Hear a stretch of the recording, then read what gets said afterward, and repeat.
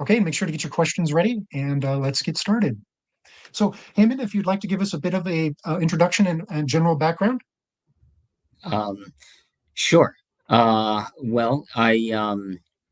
started Earthly Gourmet distribution back in 2006, and we are the first all vegan food distributor in the states, in the U.S., and we're now a little over 17 years old. We're based in Portland, Oregon, and we cover uh, most of Western Washington, Seattle, or I should say Vancouver, all the way up to Bellingham, and then we serve as far south as Santa Cruz, California, and we go as far east as Boise, Idaho, and we have about 150 different product lines, um, ranging from local, regional to national, and um, we have a staff of, it ranges from 20 to 25 at any given time, and it's a pretty tight knit group, and we're still independent, and yeah, we've got a great group of people that that's really passionate about what we do, and what we distribute. And my background is in part of it is in food distribution itself, and that goes back as far as high school. And I had a brief stint in the world of finance, and various events led me to both becoming a vegan and starting a vegan food distribution, as well as in Portland, Oregon itself. Okay, so how did you arrive at veganism? Well, I there was a point in my I would say late 20s, early 30s, that I was predominantly vegetarian, and the only thing I would be consuming was milk and yogurt. And when I moved to Portland, it was primarily because I knew that this part of the country. I was living in South Florida at the time, and I knew that this part of the country was far more receptive to vegetarianism. And I hadn't even heard of the word vegan, by the way. And I happened to be in near Pioneer Square, and there was a fur protest taking place. This was back in 2006, and and they, they had all these pamphlets about veganism, and I asked the person, by the way, what's wrong with organic milk, and he said, well, I'll gladly tell you, and he explained what happens at dairy farms, regardless if it's organic. And so I immediately, went home. I started doing some research, and basically that night or the next day, I just became vegan. Oh, very good. Wow. Yeah, yeah. So I mean, growing up in an Indian household, vegetarian was not a foreign or strange concept at all. It was actually quite normal. So that was already one step. Yeah. Mhm. So it wasn't any particular, you didn't see a documentary or anything like that. It was just this interaction live with that person. And Yeah, that's what pushed you. Yeah. Wow, right. that's fantastic. Actually, to be thinking about it, a lot of people have asked if I've seen, forks over knives, or I haven't seen any of that. What I read was enough for me. It just immediately resonated, and Yeah, that was enough for me. Yeah. Hmm. It's funny. I'm at work and I'm looking at the packaging of this cheese, brand that I have to unfortunately deal with. It's Hmm. got a picture of a mother cow and a baby cow, and Hmm. it says, the joy of dairy. It's just all predicated on lies. Yeah. It's a little shocking and ridiculous that, people Yeah. don't really know a lot about that part of the Hmm. industry, but Well, that's yeah. advertising in general. Yeah, they're masters at that. Yeah. Yeah. So that's interesting. So you never really have gotten into watching any of the documentaries, like you said, like Forks Over Knives or Dominion or anything like that that shows any sort of shocking footage. That's just not something that you're interested in doing. No, I mean that. I mean, obviously, it's very disturbing. I'm sure the images are very disturbing. At the fur protest itself was, that in and of itself was shocking because they were showing video footage as well as they had posters of um, what these minks were going through.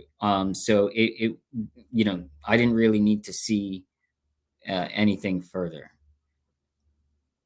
And I get that for various people, um, different messages hit a different way. Sometimes it takes those types of images to change your mind, um, and sometimes that those images may not even change certain people's minds, unfortunately. But yeah, I think everyone reacts to things differently and in different time frames as well. It could take time for certain people, but for me, it was immediate. Yeah. Hmm.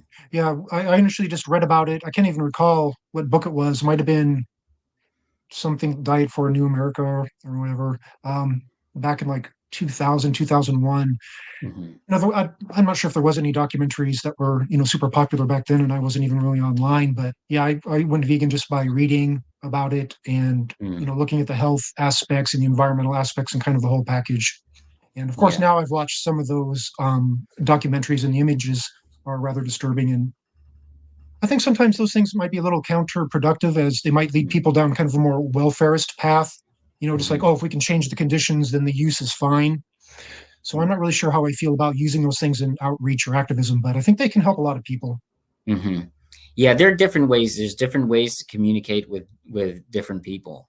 I will say though that what led me to become, I'm generally a curious person by nature. So what I did do is I studied more about foods and ingredients and how they were grown, how they were processed, as opposed to, I mentioned that I'd been exposed to the food industry from when I was in high school, but that was strictly business, and it was in mainstream brands. So um, it's out of sight, out of mind. So there was nothing about dietary restrictions. It was wasn't the healthiest food.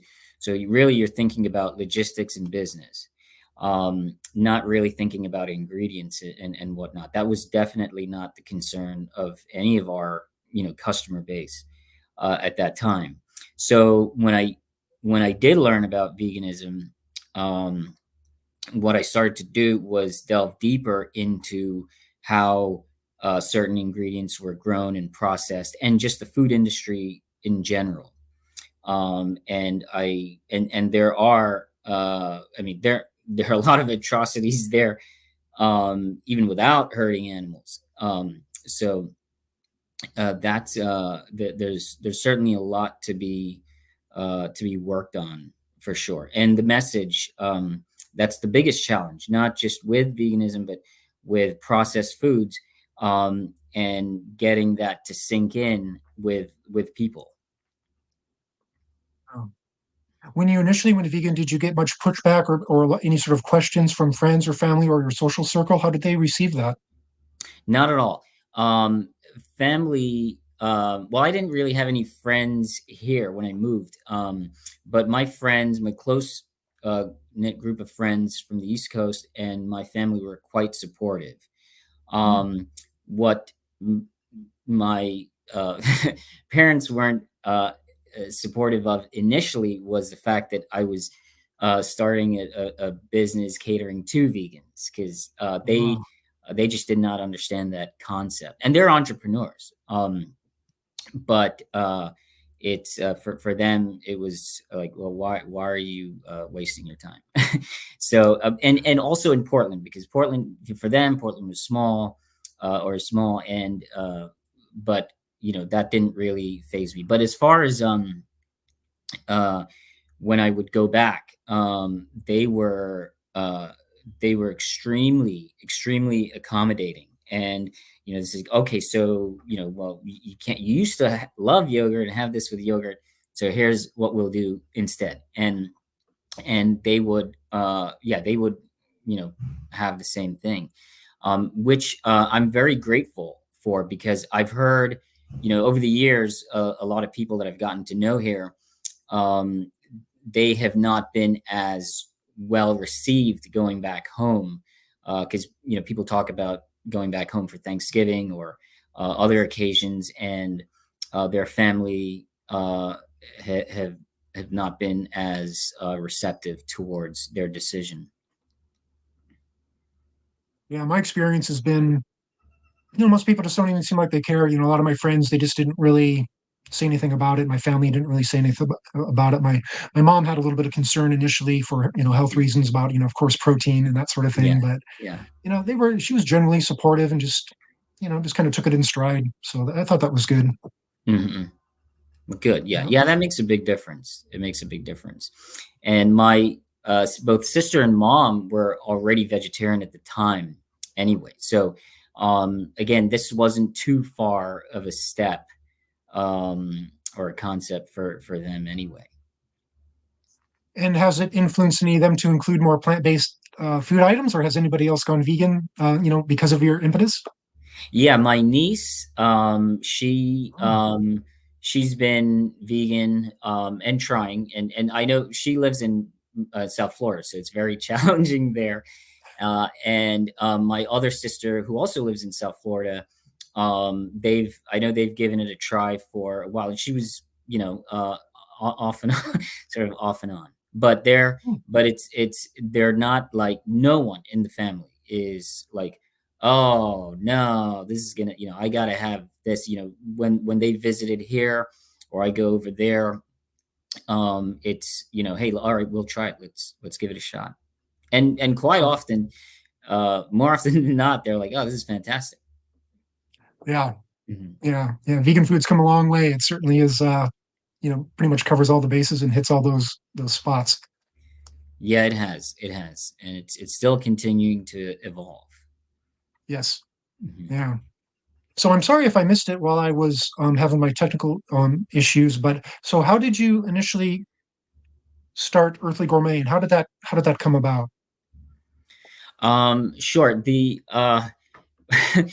would you? I guess I'll give you a little bit. I'll try not to go too far off course, but what I was saying was that I was exposed to the food industry from high school, and it predominantly retail. And then by the time I got into college, I was still helping out my father's business, and I was dealing on the export end of things. And by I did have a brief stint in finance after college, and then I went after 9/11. The market sort of went, crashed significantly. So I had gone back to join the family business, but I started the wholesale operation in Belize. And we had a few lines that were exclusive lines coming out of the southeastern U.S. And so that was the blueprint for Earthly Gourmet, because I built a wholesale distribution business from scratch. And you know, we grew it within 3 years, but because of a particular product there, we ran into some political issues, with the Coca-Cola company. Oh, wow. Yeah, and I'm giving you the extremely summarized version of it here. Although we could be here for a while. Although, if your viewers would really like to hear about it, I don't have a problem getting into it. But yeah, they weren't too pleased with our growth. And I mean, it's a small market, but we were in the vicinity of, within a few years, of 5% market share. Mm. And that was, they were claiming 10%, but that was too much for them. And so they, in essence, basically paid the government to shut us down. Oh, In wow. Yeah. So I tried lobbying, but they've got, the Coca-Cola company is not just, I mean, it's huge in the world, but so in a country like Belize, they're massive. They control, they literally control who's going to go into office there, and they'll dictate legislation. So if they have a problem with you, I mean, Pepsi tried going there and they managed to shut down Pepsi. So that's how powerful they are. Wow. So I faced a choice there of, sort of uh, pivoting, if you will, or leaving. And I chose to leave the country because I quickly realized that despite all the lobbying, there's really not much freedom of speech there. You will be penalized for that. And so I decided, because of the relationships I had with some of these food companies already, I decided to represent them, and I became a broker for a few organic brands in the States, and to represent them in the UK and Australia. So I did, and that through that experience, you're, as a broker, international broker, you're trying to, um, you know introduce a product and get representation from an importer, in the UK, Australia, and then they have to convince a distributor, and then they have to convince the operator, the business operator, and it was so many levels. And I realized, I was at a food show in the UK representing some of these brands, and I realized that I wanted to be closer to that decision making process, where, yes, we're going to carry this product. I didn't want to be promoting the product in the hopes that an importer or distributor was going to then carry it and then rely on them, to market it, etc. So that's when I had decided, in on moving to Portland, because I was thinking about, well, because my diet, as I mentioned, I was vegetarian at the time, and I wanted to be in a place for personal reasons. It wasn't even about business at that point; it was for personal reasons, to be in a place that was very receptive towards vegetarians. And so I knew the Pacific Northwest um, was an ideal region for that. And Portland, unlike Seattle and San Francisco, it wasn't too huge at the time, and it wasn't too small. So it was the perfect size, and rent was affordable at that time. Wow. Um, so yeah, so that's how I ended up in Portland. And it almost immediately it started. I was at the place that I moved into. She was a sort of like a coffee fanatic, and asked if I wanted to go to the coffee fest in Seattle. And so, like the day after moving here, I went up there, and I found there were a few people that were making, uh, you know, one, one group of sisters they were making these organic fair trade syrups, but they had no distribution here. So I said, well, I distribute. That's my thing, and so that's kind of how it all started.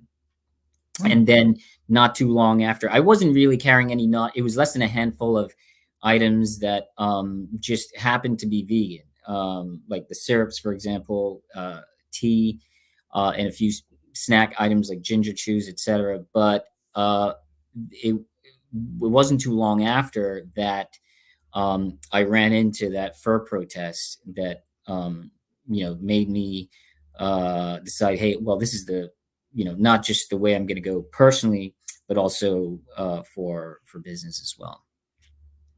Yeah. Mhm. So I know I've talked to you before about this, and so it started with making some sandwiches and things at your in your garage or your house. Can you tell us Yeah. about more about how you started the business actually at kind of as a in-house thing and how you grew from there? It's interesting. Yeah, yeah, absolutely. So that's kind of a fun story. So my my partner at the time, when she moved from the East Coast, I had been here about probably 8 months already, and she'd moved in, and I prepared this sandwich for her.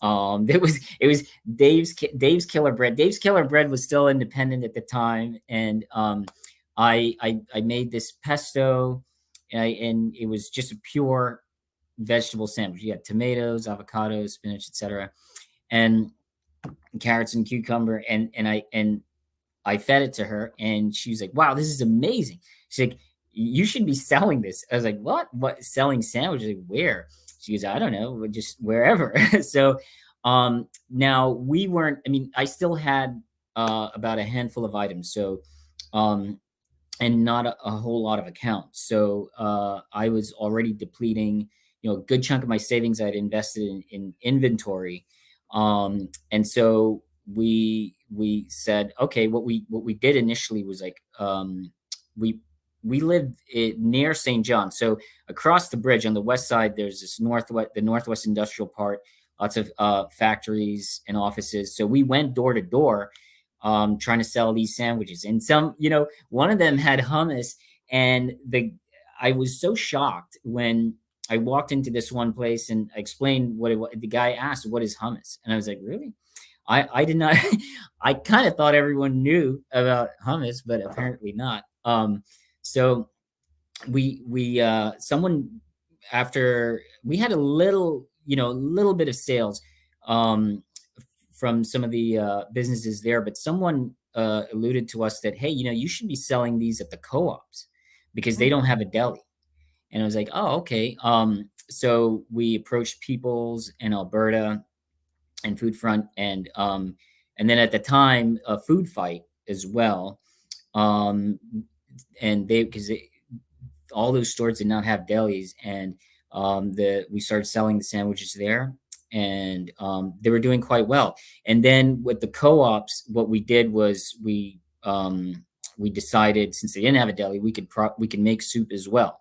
And so we would make the soup at home, and then we would deliver the insert over there, take out the previous insert, and we supplied them with the soup cups and everything, so the store didn't have to worry about a thing. Oh, wow. And we had a different, like on Mondays, there was like a certain type of soup. On Tuesdays, another type of soup. And we'd have little cards that had the ingredients on it. And it was, that helped pay the rent. Um, and we were doing it out of our, fortunately, the place that we had a garage, which I was storing stuff, and then the kitchen in which we were making the sandwiches and the soups. So that fortunately helped us to pay the rent. But after after about a couple years, and we were slowly but surely taking on new product lines, and the distribution business was growing. But the ODA wanted us to make this in a proper licensed facility. And so we it was not an issue for us to get licensed, but we had cats. And Oh, yeah. yeah, and so it wasn't going to work. So we decided, look, 110% in the distribution business and the sandwiches and soups. We thought, yeah, we could get back to that later. Obviously, that never happened. But yeah, we just focused on distribution at that point, and then the rest is history. Yeah. Oh, very good. Yeah. I don't know if you ever made, so a little bit of a disclaimer. I worked at Earthly Gourmet for about 3 years. So, did we ever try those sandwiches at the kitchen?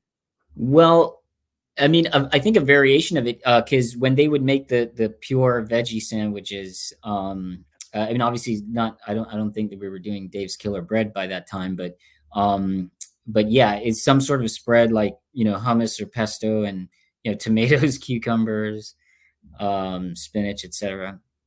So Hmm. yeah, each chef has done a variation of it. Yeah.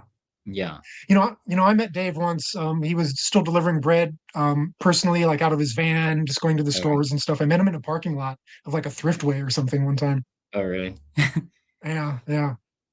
Okay, so from those beginnings, how long did it take you before you had to like kind of step up and get an actual facility, to start storing more product? And Mhm. how did you conduct your outreach to other, people, other producers to carry their products?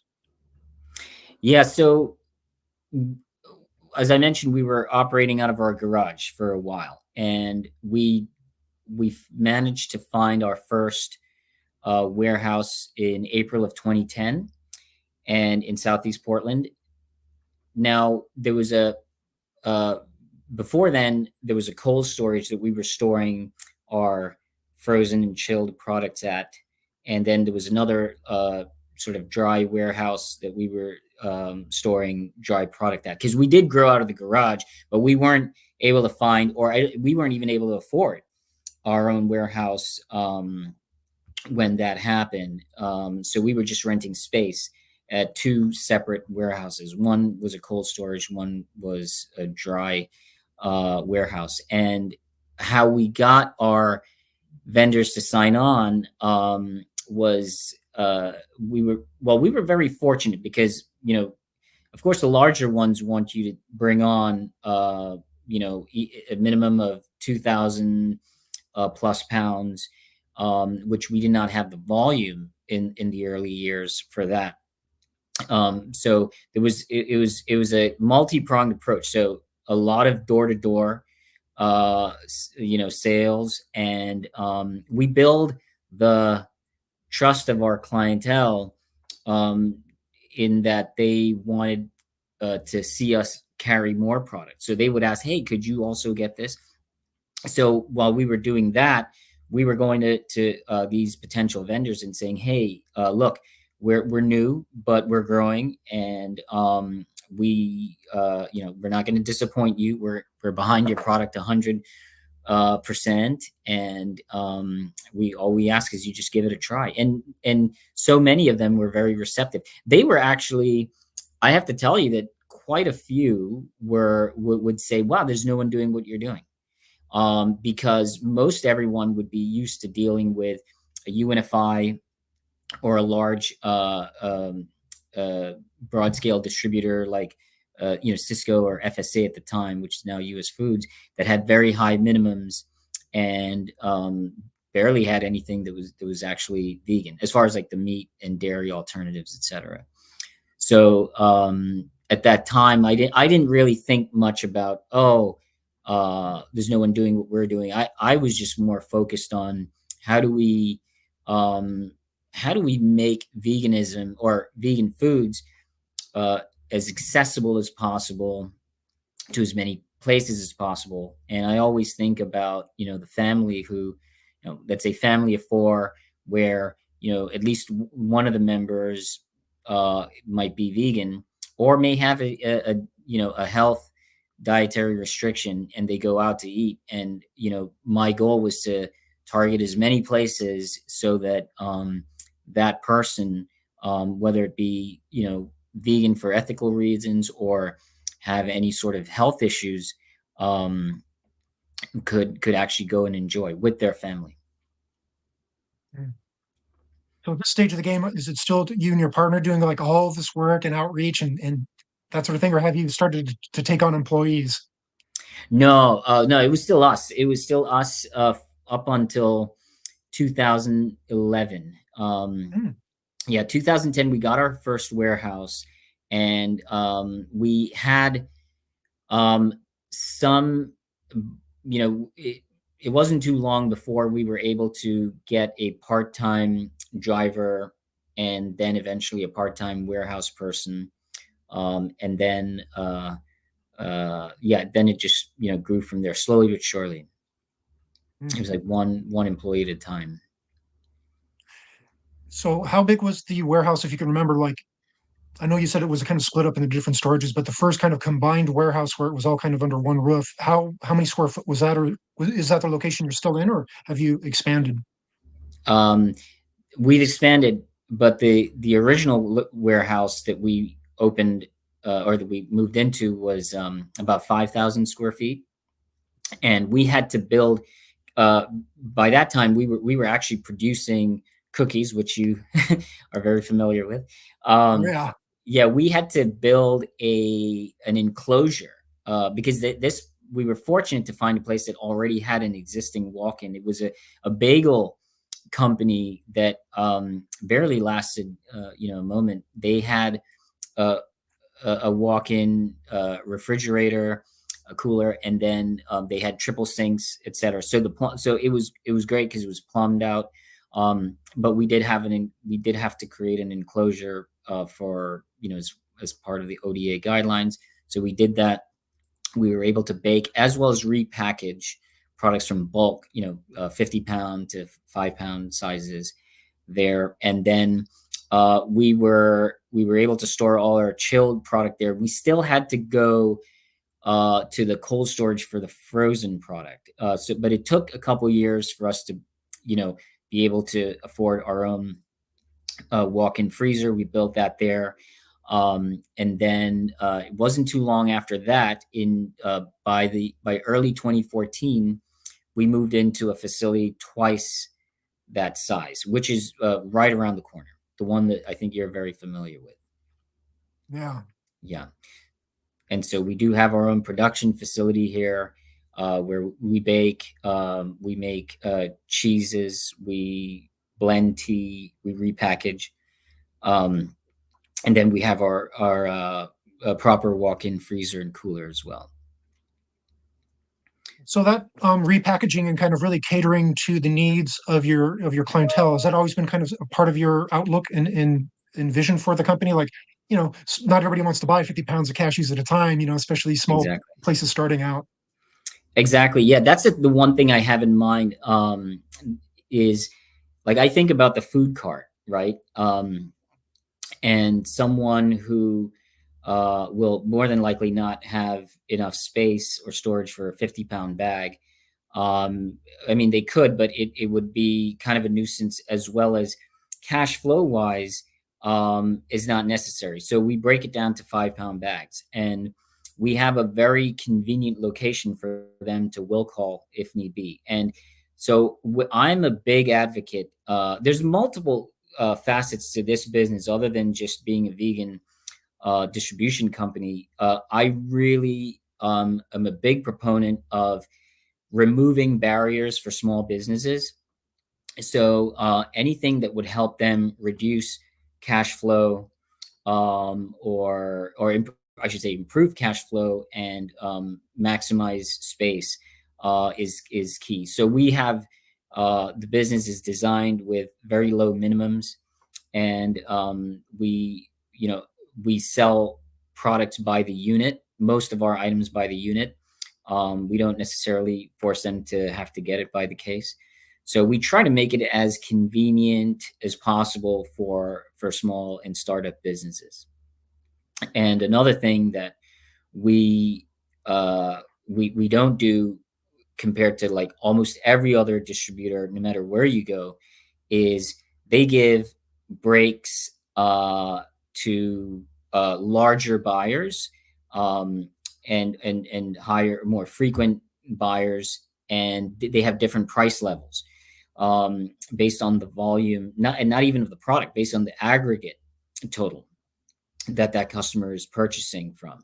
So what we do is, if someone is buying a case uh, versus a unit, the price is the same, Hmm. because I do want that person who could only afford to buy a unit at a time why should I increase the price of that unit and make their uh, you know their business that much difficult? You know, keep them away from making the profit or making more money on that product, whatever it is that they're going to make with it. So it's for me that's very important to remove the barriers and hurdles for small businesses. Hmm. And is that something that you feel is really important in regards to growing veganism, like making sure that these companies are supported and able to have, proper cash flow and return? Or is that just in general has always been kind of in your mind to help smaller businesses, like even before you were, in the vegan distribution end of it? Yeah, well, I would say both, but it came from I mentioned to you we were essentially shut down by Coca-Cola. So, I've already had that experience where how a large business can affect another a small business. And so for me that's a very passionate um area in to be able to um help small businesses get to the next level. And so that that's important. And for people starting vegan businesses, whether it be from a commissary, they're doing pop-ups, or it's a food cart or what have you. I think that this allows them to get a leg up. Yeah, it's important to really regulate how much, product you have on hand. You don't want a bunch of your money just frozen, kind of sitting on the shelf, waiting to flow to the customer to get your return. In a small business, yeah, it's very important to have that just kind of flow through and not have a bunch of stock on the shelves sitting and waiting. You don't recuperate your outlay for months, perhaps. Absolutely. I mean, cash flow is the lifeblood of a company, and a lot of people, what a lot of people don't know is that profitability is different from cash flow, because you could be profitable, but all your cash is tied up in inventory, or equipment costs, etc. So but cash flow is absolutely necessary to be able to continuously operate the business. Yeah. So Carrie, one of Carrie's comments here is that she just doesn't have enough money to buy bulk most of the time. Um, so this is something that I actually never even encountered until I was doing delivery for you, was that there's buyers clubs and things of that nature that Mhm. you can form. Can you just touch on Yeah. that just briefly and what part that plays in, the broader picture of keeping, the company afloat, and just how many of those you actually deal with? So, well, to briefly answer or respond to Carrie's comment, I, I I don't know if she has a business or not, but just to clarify, Earthly Gourmet we're a B2B company, so we predominantly service or exclusively service businesses. As far as the buyers club goes, yeah, we do have, as you're aware, there are a few customers like that, and yeah, we've gladly serviced those operations. Um, in terms of how other and there are a few businesses out there that do cater to buyers clubs specifically, or predominantly. Um, how we don't have a limitation as far as, okay, well, this business is this size, we can't service it, or this business is a buyers club, we can't service it, or we don't have that. If you're able to, as long as it's a legal entity, we will be able to serve that organization. um, Retail, I made the conscious decision to not go down that path. I mean, that's a whole other ball game and a set of logistics. So we just try to focus on this, and in the hopes of getting these products to the end consumer, whether it be through a retailer or through a restaurant or cafe. Um, and then I think part of your question was how do we manage dealing or competing with larger businesses? Um, you know, We stay out of the price war game. We focus on, uh, other than obviously the main criteria being that the product has to be vegan. We look at quality. We we test it out and determine, okay, is this the best in its category? Because one of the things that we are sort of limited on is, you can have multiple brands of a particular item. Let's say something simple like veggie burger or whatever. But also, given our size, there's only so much we can carry. And but so we want to make sure that we carry, in our opinion, what is the absolute best and or makes the most sense for a broader range of customers. So there's a lot of thought that goes into what we're going to carry, and then we go full force behind that.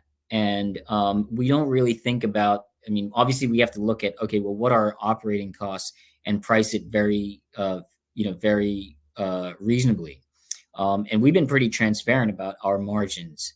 One of the interesting tricks a lot of businesses don't even know that distributors play is that they'll ask for your top 5 selling items. They'll give you a killer deal on that. But then on other items, let's say you don't go through a whole lot of paper towels or olive oil or whatever, they're going to have a 60% margin on it. They gouge them. But for us, it's we have a 20% gross margin across the board, and we just have to work hard on volume to be able to meet our operating costs. Because the other thing for that is important for me, I mentioned to you, we want to remove as many of the hurdles and barriers that small businesses already face. We want to keep it. We know that whatever we charge our customers, that's going to end up reflecting what the end consumer pays. And for us, part of our mission is to make it as affordable as possible. So Yeah. So let's go back and touch a little bit on the quality of the products and all this sort of thing. So you've actually traveled to the countries of origin for these things, and actually looked at the facilities and looked at their operations. Can you tell us a little bit about that? sure. From both here in the States as well as abroad, we've gone to visit certain suppliers to ensure, what they do say is what they're doing. And one of the more, as one of the more controversial ingredients is palm shortening. And there were a few organizations that were um, processing organic palm shortening. So we went to a supplier down in Colombia, and to see what was going on at this particular place, and and see if they were facing, or was it still deforestation, and disruption of the orangutan habitats, and which is obviously not the case in this particular organization.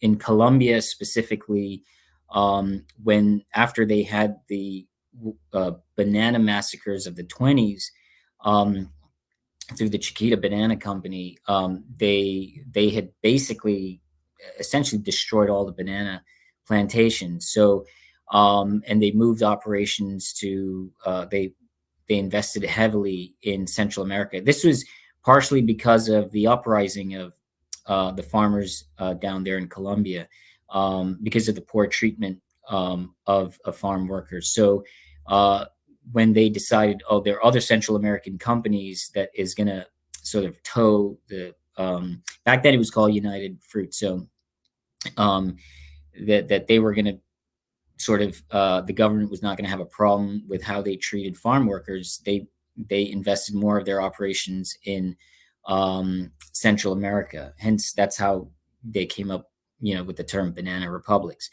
But Mhm. Colombia decided that, well, we're not going to play that game. So they looked at where they were in the world, in terms of similar climate, and it was very similar climate to Malaysia, where in Borneo, where uh, like over 90% of the palm fruit is grown and palm oil is processed.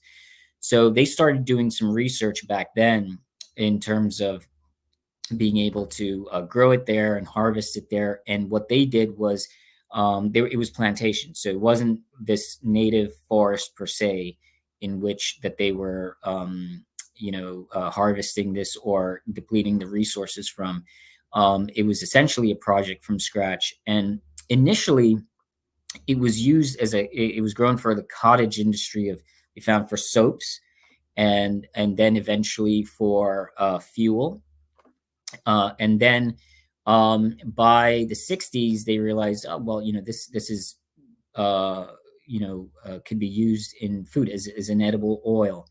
And so one particular group, there's a few families, but one group in particular wanted to go all the way in terms of organic and being very sustainable.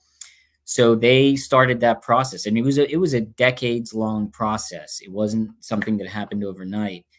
So they basically started to do research in terms of how everything on that plantation, all the bio waste, could power the processing facility on that in that plantation itself, and including like if there are any viruses, not getting any sort of outside uh, you know uh, chemicals, etc., to be able to kill the virus. They were developing natural um, uh, you know fertilizers and herbicides for that was grown on that plantation itself to be able to take care of any viruses, and it's been a very successful program.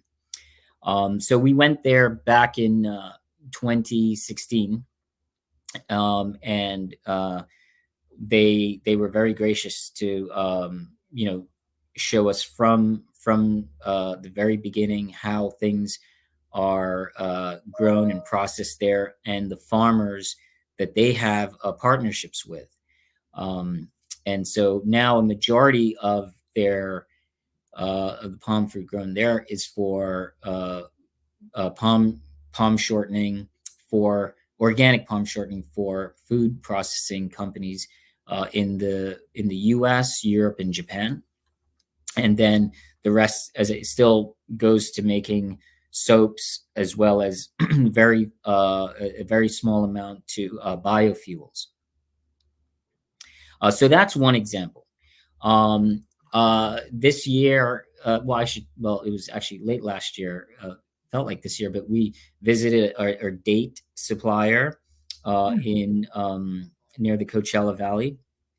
And last year, we visited Marie Sharp's, which is a hot sauce that we carry. They're based in Belize, and they, um, uh, you know, prior to, well, about 20 years ago, for the longest time, up until 20 years ago, they were growing everything that went into that bottle, from the Mm. habaneros Wow. to the onions to the garlic, the carrots, etc. Of course, they've grown, and now it's about 10%. But that's another amazing story where it's a true farm to bottle product, and they're growing everything on 10% of the things on their plantation, but nearby farmers, they have contracts with nearby farmers to grow the limes, the onions, the garlic, etc. Mm. So that's one of the more recent international trips to one of our suppliers. Mm. Um, Yeah, I remember going on some of the field trips to go to the Stallbush Berry Farm, and I know you got to yeah, go to like one of the bean suppliers in Washington, I believe, at one point. right, Yeah, yeah, it's really yeah, important for you to see the people who are in charge of supplying these things and make sure that they're operating with ethical considerations. absolutely, yeah. For the most part, I mean, our preference is always to work with independent, family-run businesses, and in the growing world of veganism. I mean, there are a lot of large companies now, but some of which that have been very open to us visiting and touring their facilities and educating us more about, their ingredients and processes. Yeah. And yeah, we used to do that. That was a good thing. That was a fun thing before COVID hit. We did a number of field trips. It's been a little bit more challenging as of late, but this year we do have a couple scheduled. Well, not like tentatively scheduled with two local suppliers that will be uh, taking our staff to. Yeah. So I remember when I was working for Earthly, there was a situation that arose with a coconut milk and coconut cream supplier Hmm. where it came to light that they were using basically monkey slavery, to put it, Yeah. bluntly. And you severed your relationship with them. Can you give us a little bit more detail on all that and just how that played out, and if they have rectified their production, procedure, and have you gotten back in touch with them? Well, we have not gotten back in touch with them, but basically what happened was, yeah, we learned that this was actually taking place in Thailand, and not just with this company. It was a common practice, unfortunately, whereby they were using these monkeys to climb up the trees and fetch these coconuts, and they essentially had a quota. So like if the monkey for whatever reason on a given day uh, just did not feel like getting coconuts or did not get enough coconuts, they tortured these poor monkeys. So um, again, it was immediate for me. We reached out to them, and in fact, there were some large companies too that had this message had gotten to, I think, even Costco, and they had pressed the Thai government on that, and the Thai government was extremely defensive. They were like, "Well, this is an attack on our culture," and um, so for me, it was a no brainer. I mean, I'm not, you know, it is not my intention to disrespect anyone's culture, but we do have the ability to choose which products to carry and which to not. And it was a very well received product. We serviced a lot of customers with that. But we said, yeah, we got to sever our ties, and it was challenging in trying to find. We again, as I mentioned, we're always looking at quality. We didn't just want to carry any other coconut milk, so um, we basically found another supplier in Sri Lanka, but it's of course with COVID, the logistics behind that just made it that much more challenging. But we seem to be doing fine with that product right now, and that supplier, and it seems like the practice is pretty much limited to Thailand. I'm sure that there are some companies maybe that because Costco dropped it, probably changed their tunes. Wow. Yeah. Obviously Costco's significantly larger than us, and they can make an impact. But I think for the most part, a lot of companies still do it, and it's the same reason I think with other than uh, you know with animal welfare. I think a lot of people do uh, create these products and have no problem exploiting animals because technically it's free labor. If you look at it that way, from an economic standpoint, it's free labor. And yes, there is a cost, somewhat of a cost to maintain that, but still, it's considerably less than employing hundreds of people and managing hundreds or thousands of people there, or to even like create something from a factory or whatever. But just getting it, exploiting the animal is a very cost effective. way of doing business for many people. And I think that's just it's how a lot of people think in in economic terms. So I don't think they're thinking about, oh well, we're torturing the animal. Who cares? I think they just have a completely they completely compartmentalize. Yeah. Do you recall? I mean, I don't want to dwell on this too long, but do you recall, did the company, it sounds like they gave you a little bit of pushback. Do you feel like they tried to misrepresent their position, or were they just really open about it? Like, yeah, this is what we do, and it's kind of part of our culture and the approach that we've used. And, basically it's just up to you to either go with it or not. Yeah, it was more the latter. They talked about their processing facility and how it's first rate and all that, but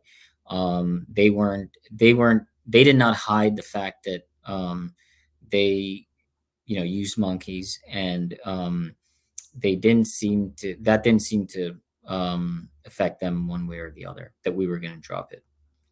Mm. Yeah. Have there been any other instances with any product that initially, you were jazzed about and was very popular, but then you come to find out that there's some unethical practices behind it? Was there any other ones that you recall dropping or having to have a conversation with, or was that pretty much the only one in the time frame that you've been around? In recent years, yeah, as it relates to uh, you know it being non-vegan, so to speak, in terms of how what's going on behind the scenes. It's I will tell you, there's with a lot of ingredients in food products is the controversy level or levels can range. It's very challenging nowadays, especially as you have larger corporations buying up what were independent organizations. I mean, we've seen that over the years with a number of our brands, with larger organizations, whether they be global multinationals acquiring very well-known vegan brands, and those companies also own other brands that aren't actual vegan products. And you know, we were faced with, and my other business colleagues were faced with this initially when this was really happening. Just before COVID. Um, you know, we we just drop it, or uh, it is still a vegan product. It is still in a way helping others. I mean, if you come across someone who isn't vegan, I mean, that is an item that I mean, whether it be a butter or a cheese or whatever the item might be, it's still a tool to help someone get closer to veganism. And I think we had to look at the overall picture, because the trend, unfortunately, I mean, it is going to continue. I don't know who might be next, but there's a good chance that another well-known vegan brand will be acquired by a larger company. And but if we as vegan business keep on dropping it, then you're going to have all these corporations owning these brands, and then there's not going to be much for the way of vegan businesses. Yeah. Now, I was kind of under the impression that sometimes a larger company would buy out a smaller one and then just kind of kill the brand because they don't want the competition. Is that Hmm. something that's fairly common as well? Like they might buy, I don't know if they would buy it necessarily because they are anti-vegan, right? They want to get rid of a Hmm. vegan brand, but it's just a Right. business sense. They want to scoop it up and then kill the brand. Yeah, it happens a lot. It's all too common, unfortunately. It's quite a price to pay to kill the competition, and we see it all the time.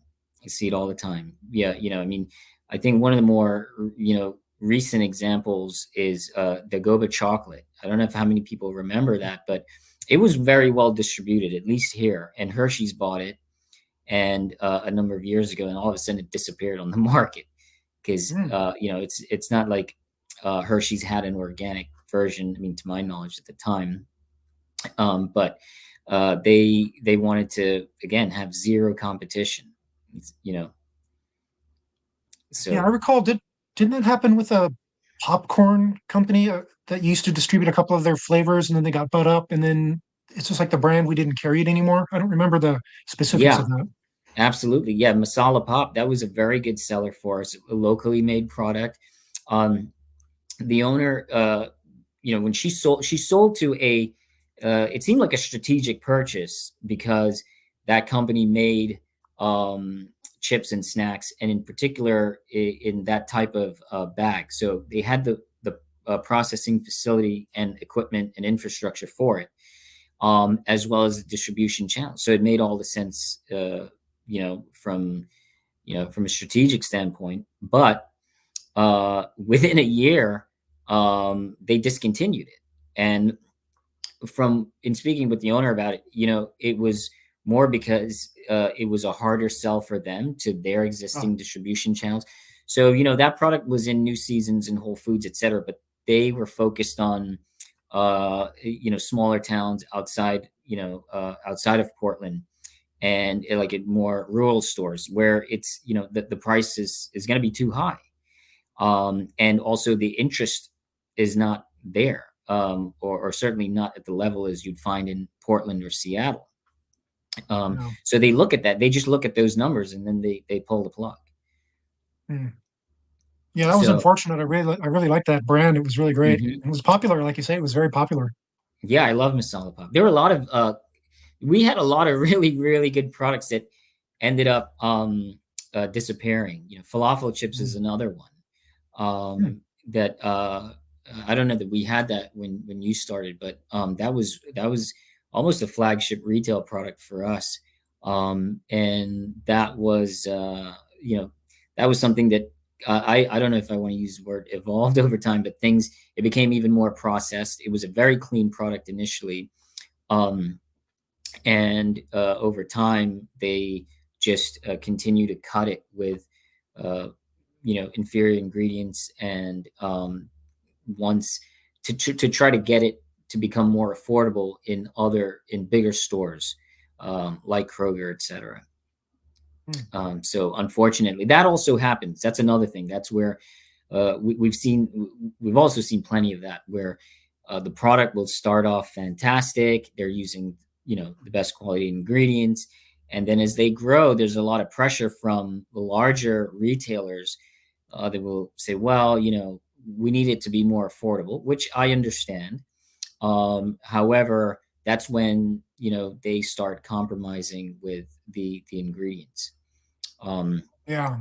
I personally feel, I mean, there could be different strategies, because what these companies are doing, especially these smaller companies, they're saying they go all in on that, so they change the whole thing. Versus, why not create, okay, let's say another brand or a different type of packaging or whatever. If you're going to make this more affordable for the Krogers of the world, okay, fine, but keep your main brand, your initial brand, the ones that people that help you get to where you are. And that's an extremely disappointing thing that I've seen over the years, where they start off with a great product and they kind of abandon their customer base, what was Hmm. their original loyal customer base that got them to where they were in the first place. Yeah. So here's a question from Lagra Finuccio. If a big Hmm. corporation acquires a vegan business, couldn't it increase its reach and guarantee its success in a way? I mean, especially since veganism has been growing in popularity, over the past years.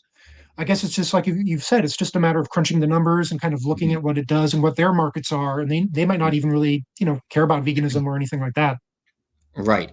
Yeah, in theory, absolutely. I mean, his question is an absolute yes in theory.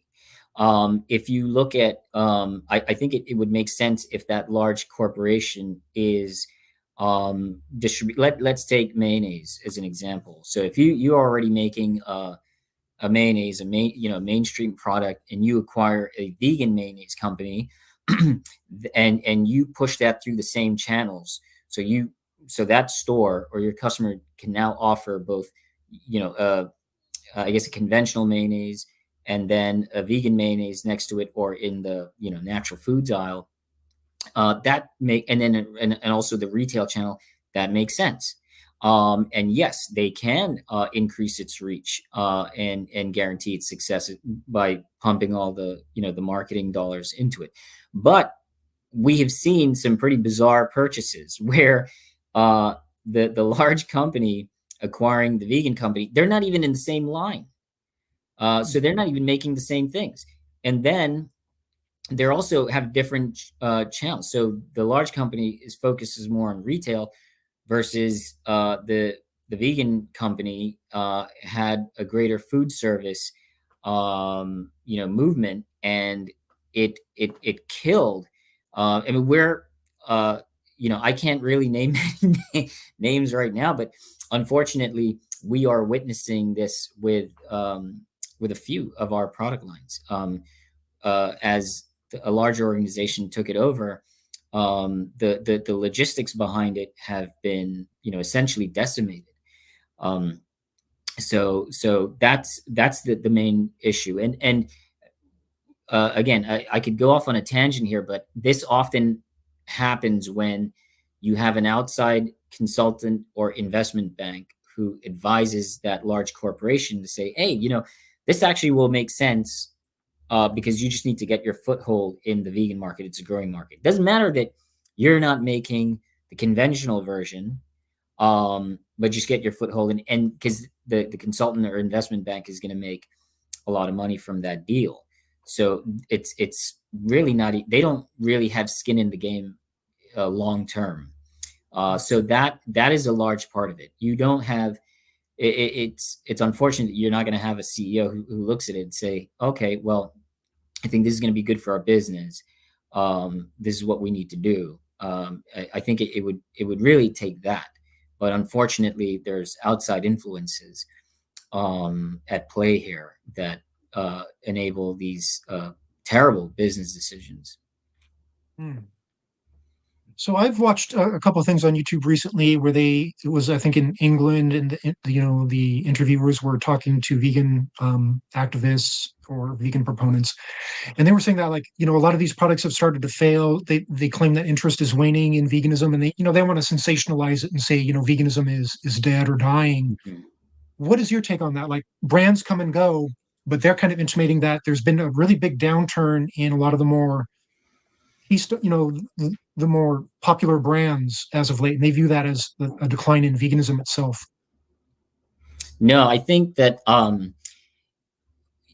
with consumers in general, you have you have all kinds. You've got the ones that are like the diehards; they're going to stick to that particular brand all the way through. But just like with any other segment within veganism, you're going to have people who will see, oh well, this particular brand that I enjoyed for so many years got bought out, getting too big. I'd rather not support it. I'm going to go support try to support a local or independent brand. I've seen that. I've quite frequently, actually. So you've got that, and I don't think that just because people stop buying, or the sales of a well-known established brand is dying, that means or slowing, that means veganism is dying. I mean, right? I mean, if you look at one point, Earth Balance was a monopoly in the vegan butter space, but now you've got, like, almost at least a half dozen. Granted, right now some of them are regional, very few are national, but now they're sort of nipping at the heels, so to speak.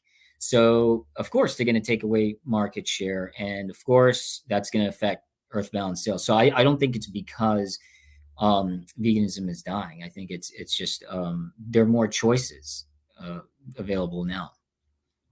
Right. It's just part of a normal thing where other brands start to proliferate. People want to try those. Other brands might drop off a little bit. People change their preferences, but it's no indication that veganism is in danger of, disappearing, as I'm Mm-hmm. sure a lot of those people talking about it would like. So Yeah. do you see a big uptake in business during Veganuary? Not this Veganuary.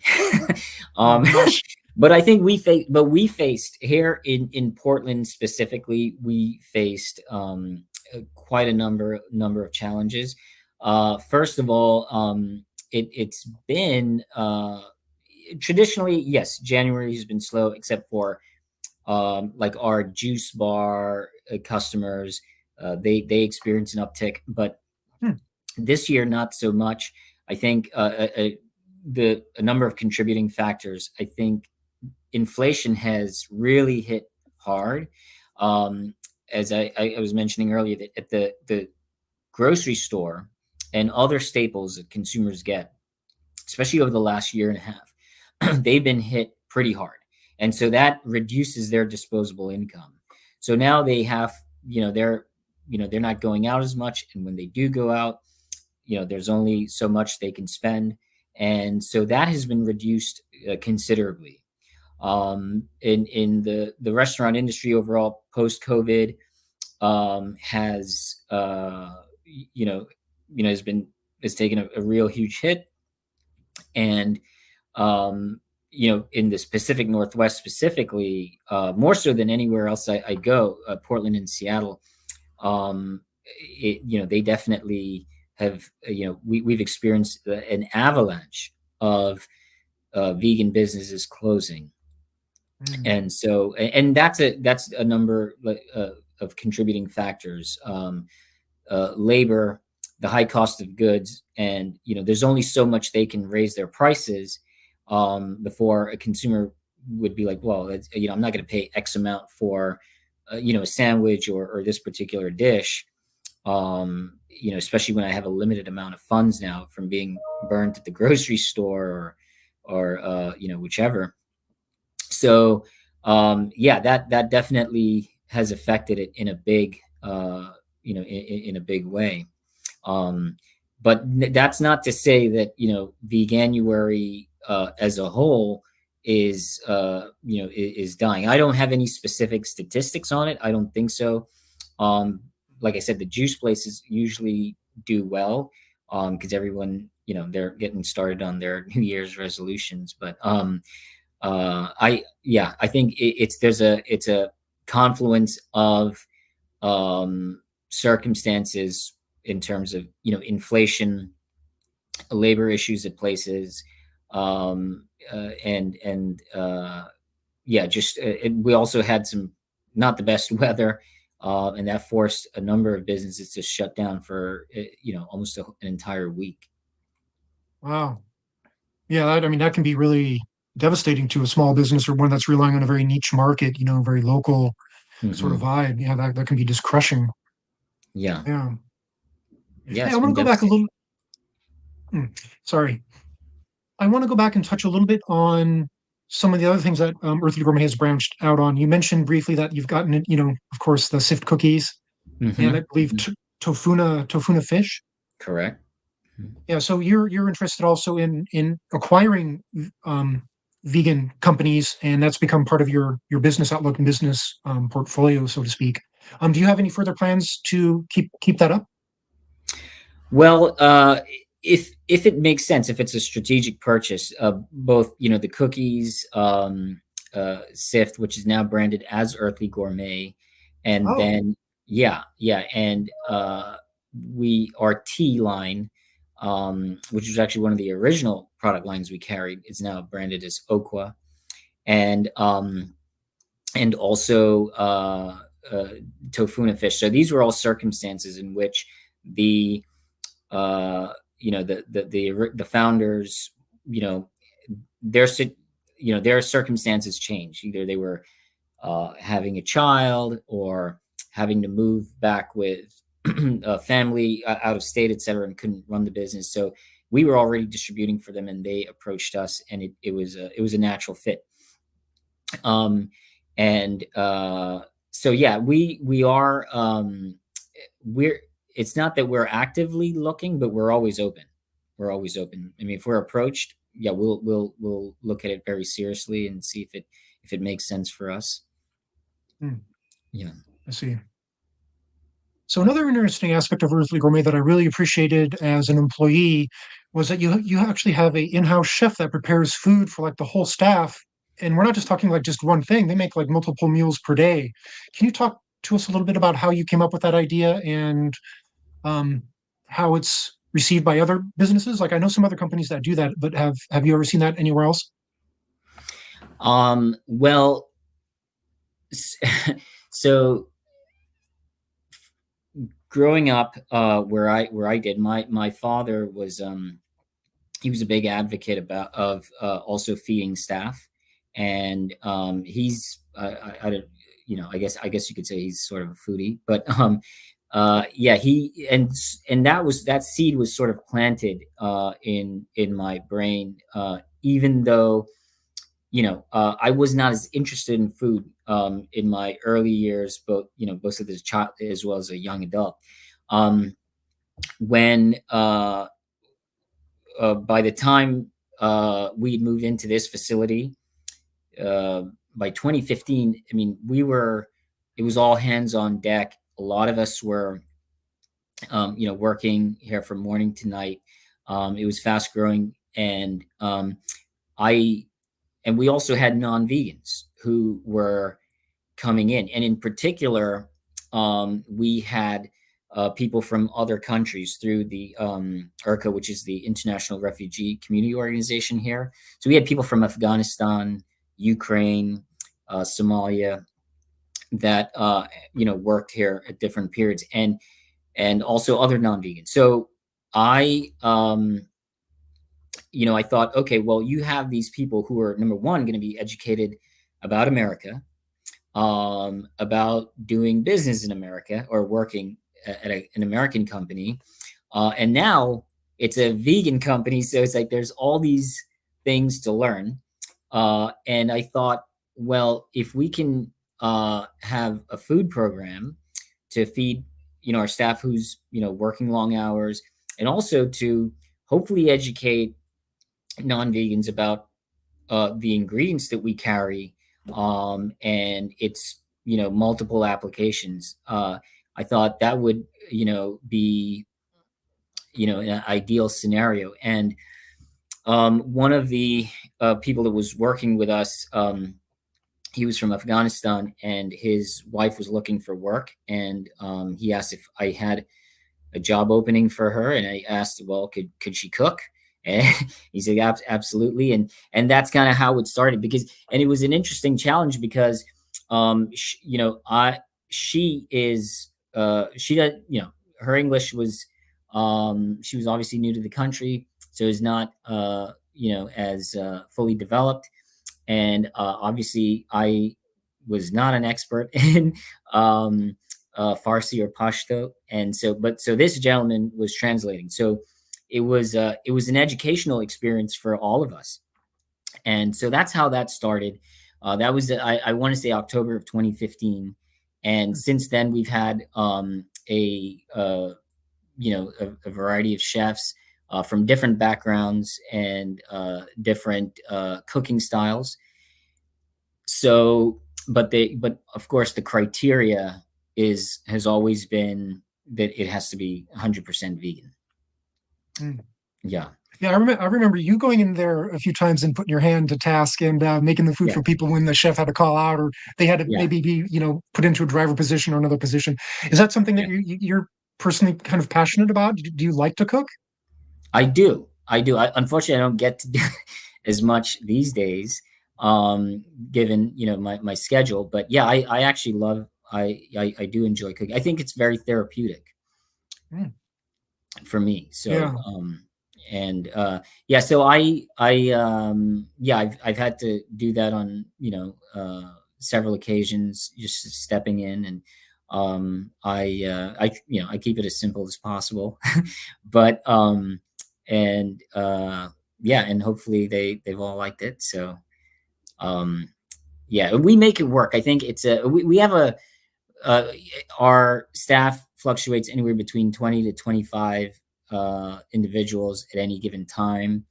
And so, um, yeah, I think I do actually enjoy entertaining people, and cooking for people. So I will say that I've told my staff, I said, There's two. That's one of the jobs. If I were an employee and I knew what I know about the jobs at Earthly Gourmet, I mean, the chef position would be the one that I would apply for. Yeah.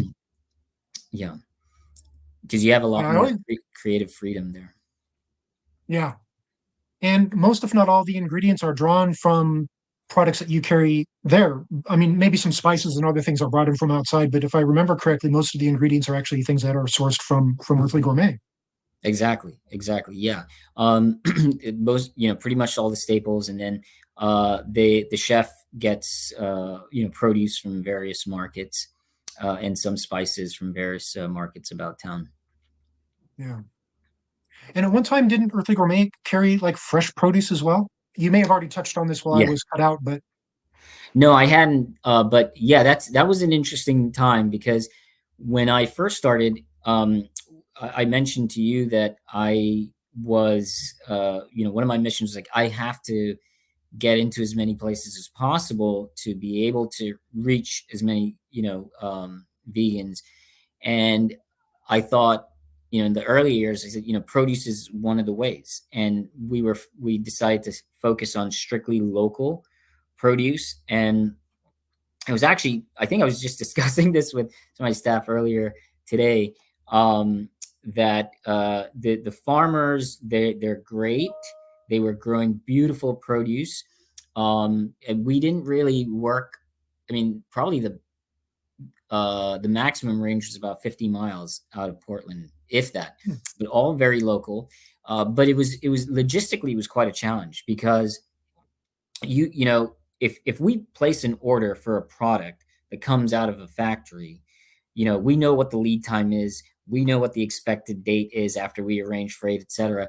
But with produce, we the I'd call the farmer on a Sunday to get the list and say, hey, so what are you picking this week? And it would be like, maybe broccoli, maybe bell peppers. As like, okay, well, maybe, is that like a definite maybe, or what? And so it became a challenge because we'd put out our list, and it was a crapshoot. But also, you they did not know whether they were gonna, because it could all of a sudden rain, or that particular evening, and then the conditions wouldn't be good, or they'd have to wait, or they were expecting the sun, or this particular week, and but that never happened. So for already established produce companies, they already have, they at least know on average how many bunches of kale they're going to sell that week, or um, how many pounds of carrots, et cetera, they're going to be able to move. It was tough for us to gauge that even after about 3 years, because we did get our regulars, but the volume wasn't there, and again, we were only dealing with about a handful of farmers, so we didn't have like a backup, that that we say, oh, okay, well, they weren't able to pick any lettuce this week, but we can get it from this farm. So we didn't have that level of infrastructures yet, but we gave it a shot for about 3 years, and it was a very valuable lesson. I learned a lot about, that's where we learned about veganic farming, actually, hmm, and did not know about, that, like, fertilizer, chicken manure from factory farms is a very common form of fertilizer. That a lot of people think, oh, well, I'm eating broccoli. It's the thing. It's like, but that's tough. It's very difficult to escape all that. So veganic farmers are few and far between. It's still a growing movement, but slowly but surely.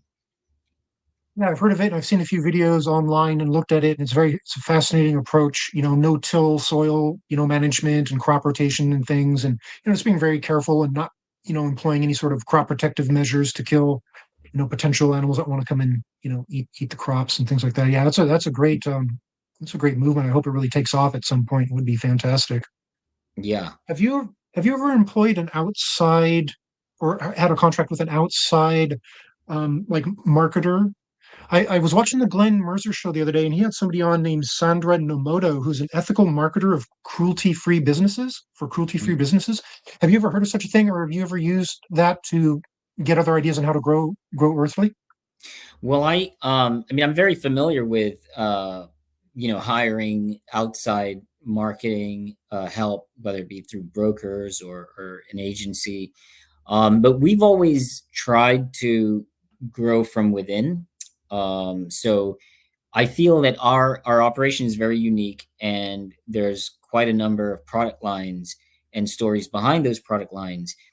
So having someone who is already who's already learned a lot of that here, it becomes easier for that person to step into that role. I mean, as a matter of fact, Taylor, who I think is still on the viewing, she's that person, and Oh, she's obviously worked in customer service and learned the ins and outs about our processes, and the type of customers as well, and she is obviously familiar with our mission and our product line. So versus if we were to go out and try to find an outside marketer, then it's like educating them. It'll spend a lot of time educating that person, because there's we're still growing. Essentially educating them on each product line, could take uh, you know uh, probably anywhere between six months to a year. hmm, Plus, I think it's best that it's sort of a as much as we can do internally, we will. hmm. So here's another question from Lagra Finuccio. How can we help support more organic farming or other non-violent farming methods? Are they scalable yet? And this is directed directly at you, of course. hmm Um, yeah, there. You know, to my understanding, you'll be able to find these individuals at farmers markets. They're to my knowledge, I don't know of any, and I could be wrong, that are already in stores like New Seasons, etc. But certain co-ops are extremely supportive of these types of operations. People's is one example, and there's one of the individuals that I learned a lot from during our stint in dealing with local produce is this gentleman who runs this organization called Farmageddon. Hmm, Um, and they sort of have a intentional community here called Kailash, and so I learned a lot about that. And what he had told me at the time. I mean, it was a handful in terms of veganic farmers, at least in the region, and they are basically it's also funding, right? So it's a matter of getting the land. Oftentimes they're leasing the land. They don't own the. That was another thing that I learned. I had no idea. I thought they owned the land. Apparently not. They would lease the land, and also be able to harvest and then sell from that. So and it's usually farmers. Typically, you'll find them at farmers markets. So that's the way to support them. As far as how to make it scalable, um, uh, they would have to. Unfortunately, what can be scalable in this country is monocrops, growing one thing all the time to maximize your yield, which has been the progression of agriculture throughout the last 5 centuries.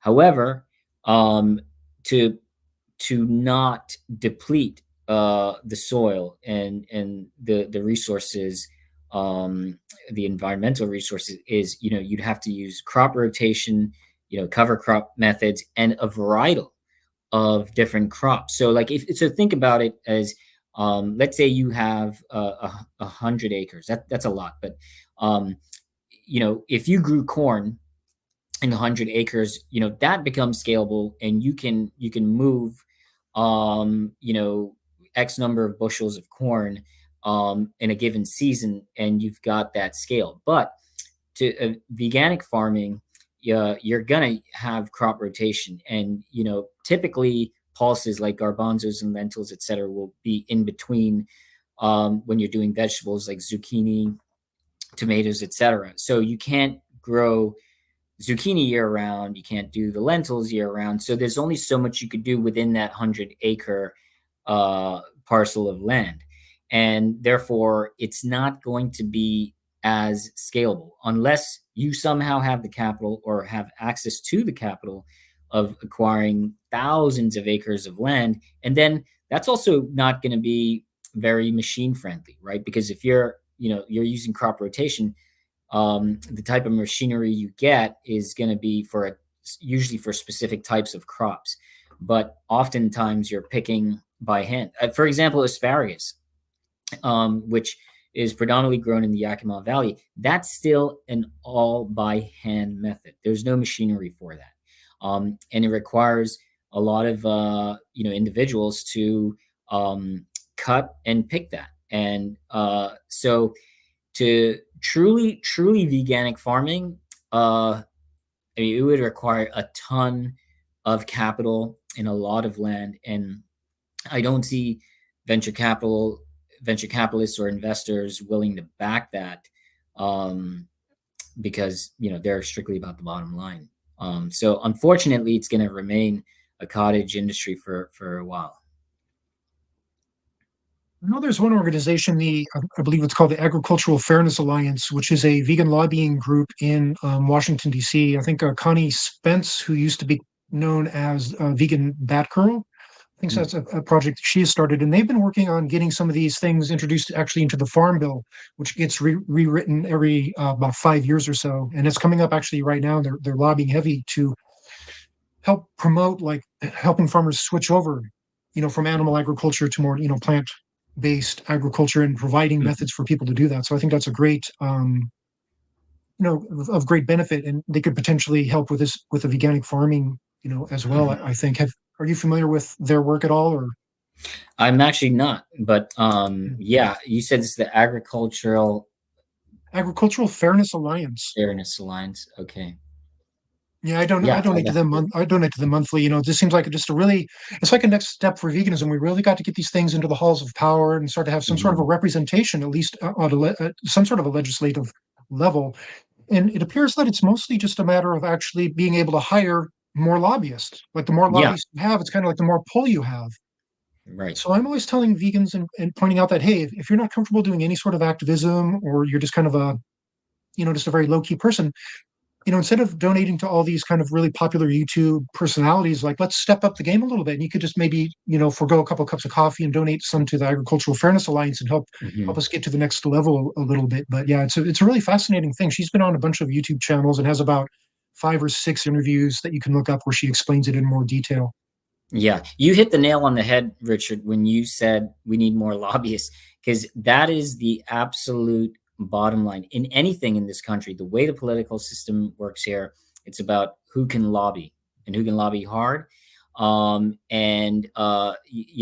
yeah, I can, or any individual can call their congressperson and say, "Hey, look, um, I would like to see you vote on this issue, or I'd like to see you bring up this issue." And I mean, if they get enough people, yeah, they will. But to really change legislation, you have to have a seasoned lobbyist, and that's going to take um, perhaps one organization to sign up, probably thousands of vegans, and get enough donations to be able to um, have an impact. Because unfortunately, you have to pay to play, and that's the cost of getting a seat at the table. And the I see this with a lot of nonprofits, not just vegan nonprofits. You could have several hundred nonprofits relating to uh, domestic abuse, or child sex trafficking, And then obviously we have it within veganism. We have both animal sanctuaries, vegan education groups, etc. But so it's so dispersed, and yes, they have some sort of collaborative events, but as far as joining together and lobbying, I haven't. Maybe I'm wrong, but I haven't seen that as yet. And speaking with certain people from various nonprofits over the years, that's what is definitely lacking. So a sense of organization to meld all these groups together and form a lobbying a lobbying group to starting with one issue at a time, one thing at a time, because it's a long term plan. It's not gonna, and that's just the way Congress works here. They're not gonna do things overnight. It takes forever to get anything done. So you'd have to start, everyone is going to kind of have to be on the same page. Like, what's the most important thing we need to start lobbying for, and focus relentlessly on that. And I think that's that's the first step. Yeah. Yeah, I was really happy to hear about that. I just learned about it, about a year or so ago, and I immediately wanted to support them and help that out. As I also feel that the timing is really right. Veganism is growing in popularity, even though there's a lot of pushback. But I feel like now is really the time to start to get involved in the politics, and so that these Congress people and other federal agencies can really say, like, oh, hey, this is a growing trend, and our constituents may actually want this. But of course, the people have to follow with the proper voting as well. That if the person you're voting for, they don't pull through on their promises, like, let's not treat it as a team sport, right? Let's get people in there that represent us, that are going to back these things and vote for them.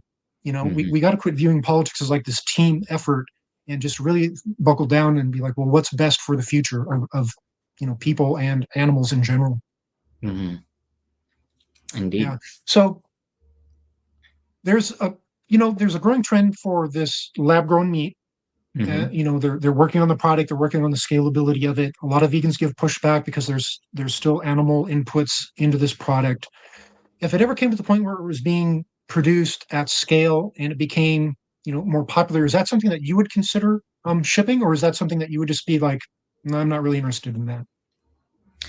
Um, you know, for the longest time, it's we try to avoid as much highly processed foods. With the lab grown meat, as you said, it's gonna that is gonna continue to grow.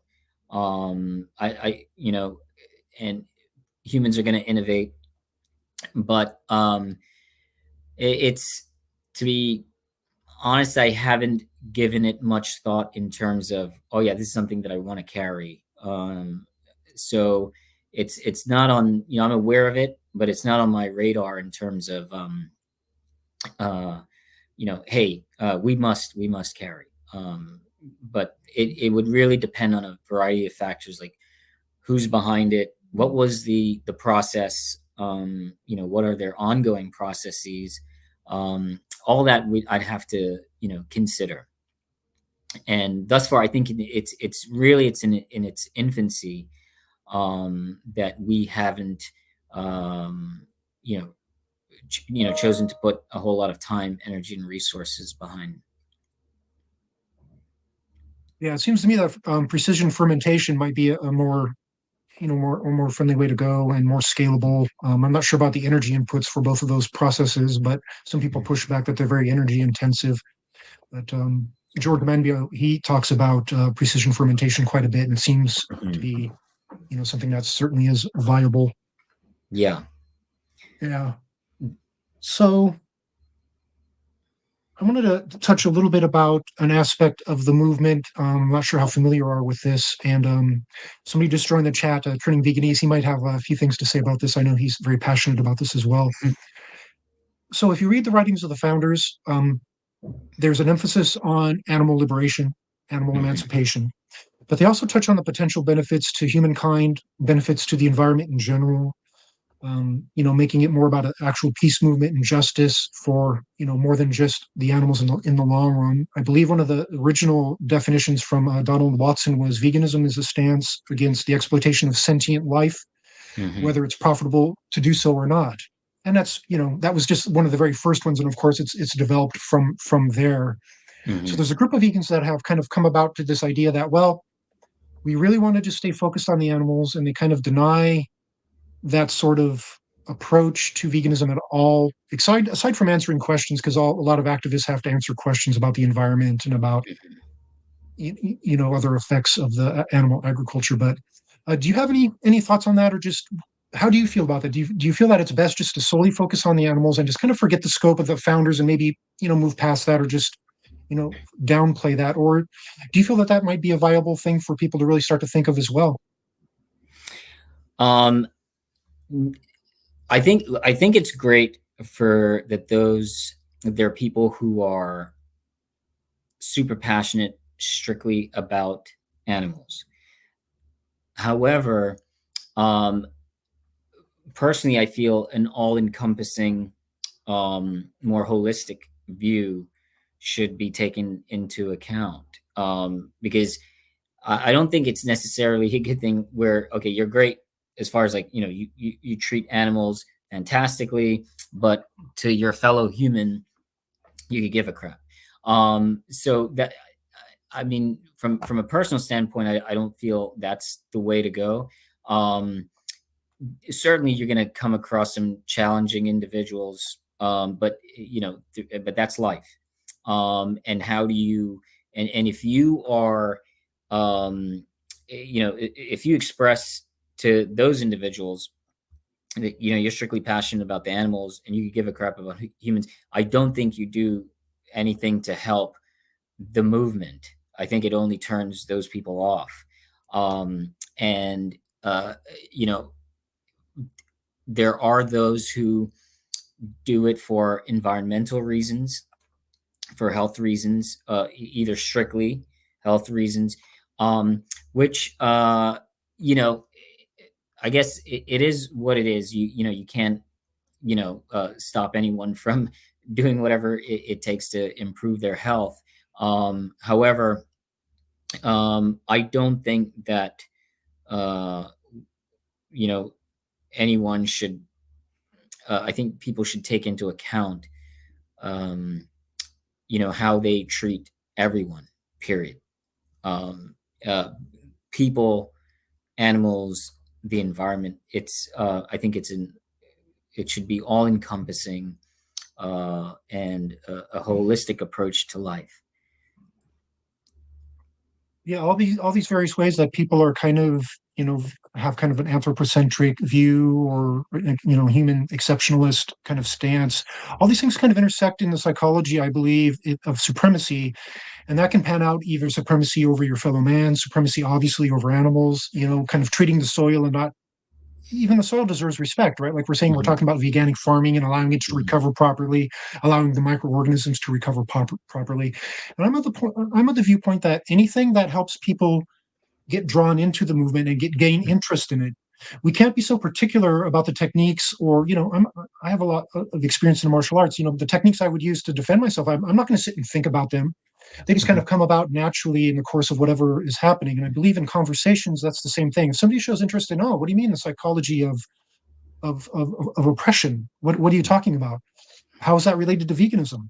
It keeps people engaged, because a lot of people just already have a lot of preconceived biases about animal use and things, and they're just not really interested in that, but they might be interested in, like we're talking about, more health, the environment, psychology of it. What's the future of humanity if we don't change this underlying paradigm of supremacy? So that's my viewpoint on it as well. But of course, the focus should always be on the victims. And of course, the victims, they would probably say, hey, anything that can help me become free is good. Like I don't think they'd be too particular about, no, don't talk about that. It's like, Yeah. well, if that helps us become free and liberates us, thank you so much for doing that. Yeah, I do agree that it's uh, one thing could lead to another. So if you are someone that discusses the integrity of the soil, or important to eat whole foods, to be healthy, etc. That always having an open mind and enabling hopefully others to have an open mind, that could lead to event for those that don't look or are sort of blinded to by the animal abuse aspect of it, opening their minds to whatever the gateway it is that um, starts that conversation, whether it be environment, your health, etc., could possibly open their minds to like, oh, this is also happening, animal abuse, and makes them think about it versus just having a one sided point of view or one perspective. Like anything in life, it's it's just not black and white. There's a lot of gray area, and being able to openly discuss and question and share others' viewpoints and perspective, that's healthy. That's I don't know how else to put it, but it's definitely, I feel, far more healthy than to just come with one viewpoint, one perspective, and not look at other factors. Yeah.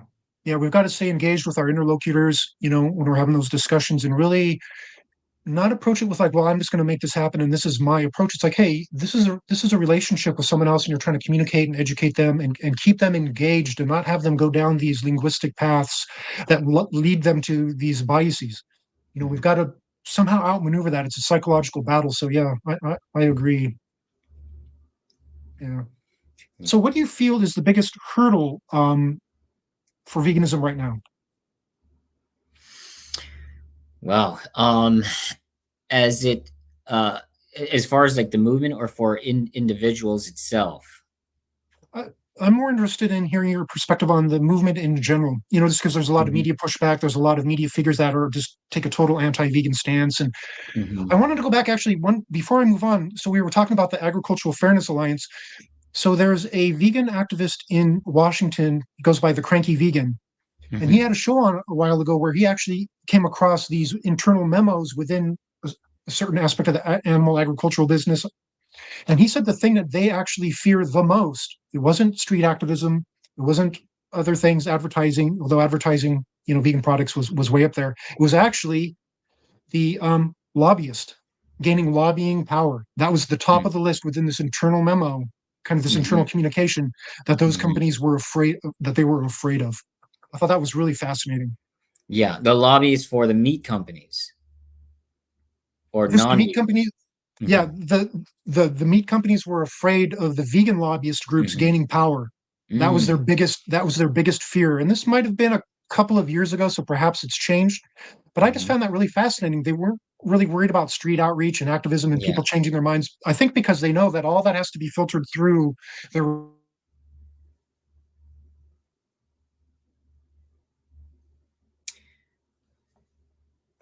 So I guess you got cut off there, but I'm gonna try to respond to that. The fact that if they, they brought up one of the challenges to the movement being that um, you know lobbyists of conventional food companies or the food industry itself being threatened by lobbyists for movement of the or advancement of the vegan food industry. I think that's a good thing. Then the fact that means that uh, the lobbyists representing vegan organizations are doing their job and effectively, if that is the case. And I would say that it's best to um, in fact, that's more impetus to invest more in that, through those channels. Because, like I said, it's pay to play. Unfortunately, in this political system. yeah. Um, so yeah, and it makes a lot of sense also because it's like I mentioned, there are a lot of nonprofits, but it's fragmented, and they're all working hard. They're all doing an amazing job and very dedicated.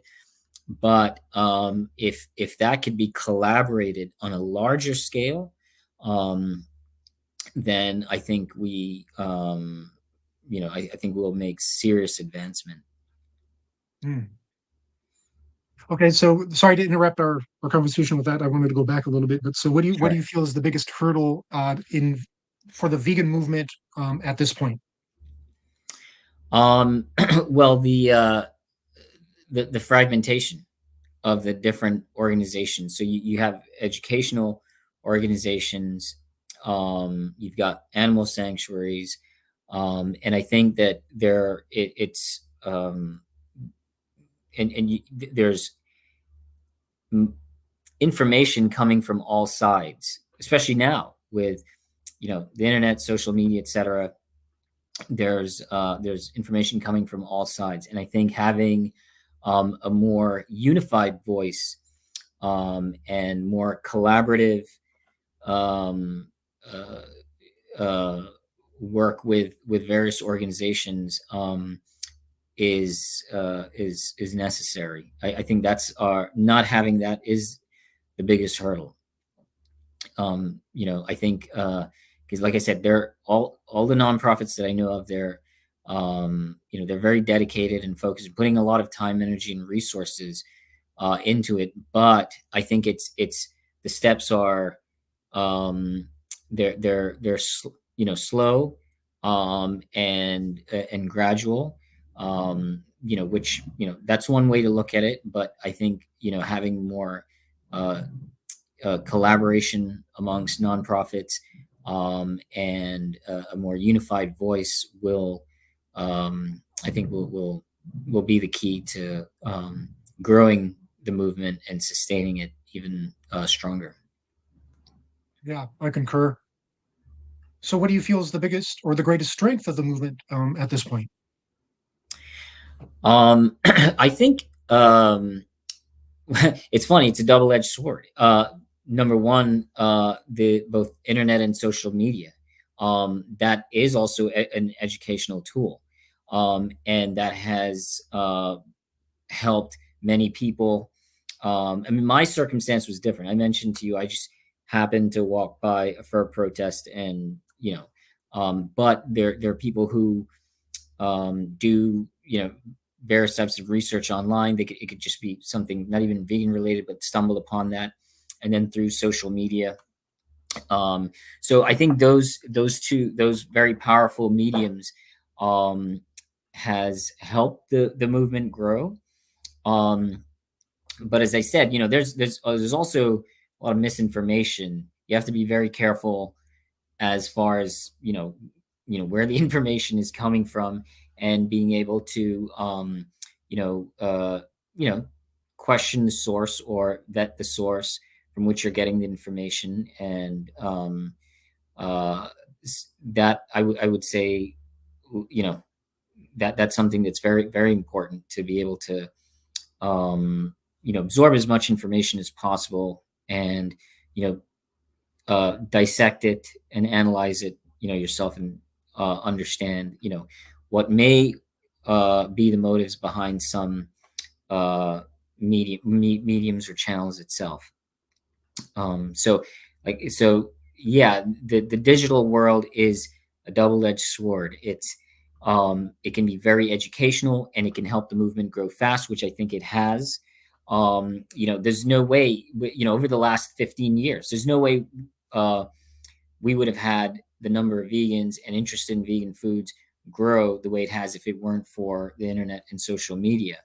Um, so that's the good thing about it. Then, of course, the bad thing about it is, the online wars, misinformation, battling. I see even within vegan groups, there's a lot of disagreements, which it's healthy to debate. That's fine. That's all good.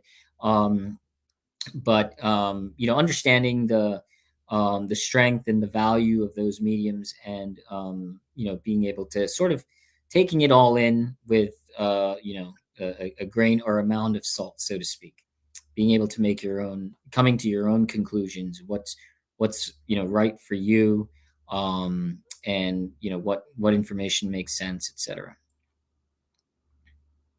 Yeah, I'd like to see a lot more unity within the movement, at least until we get the job done, and then these various things can be argued about or discussed at that time. But I Hmm. feel like the emphasis has to be just on the victims, and we have to just find out what works, put all of our efforts behind that, more energy into that, and just really pursue that and get this done.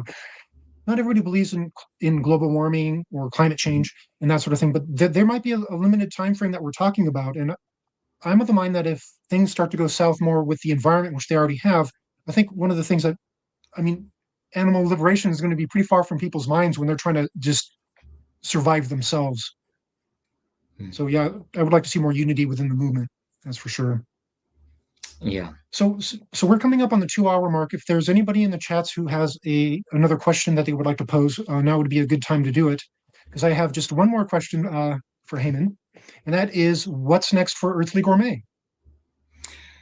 Um, well, it's a number one. It's as I was alluding to earlier. It's a challenging environment in terms of the restaurant industry. A significant chunk of our business is exposure to food service businesses.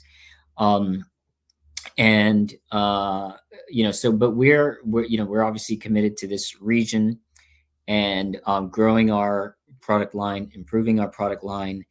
And recently, as far as this particular area, the Pacific Northwest, um, doing what we've continued to do, specializing in this, uh, you know, in veganism itself, helping our customers in the best way we possibly can. And we recently signed a joint venture agreement with a distribution partner in Japan. So I was at a food show, a restaurant and hospitality food show in Tokyo last week, um, promoting some of Earthly Gourmet's products, and I thought it was fairly well received.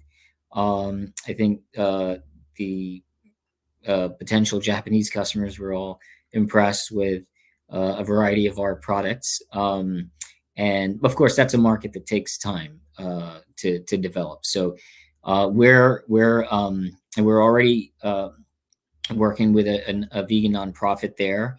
And talk about hard work. That they started about 10 years ago from like their dorm room, and it was just these two individuals, and now they've gotten quite a number of people on board. And in a market like that, to that really hadn't even heard of the word vegan, or that word never even existed. um Not too long ago. They've come a long way, and they're doing great work there. It's called Veg Project.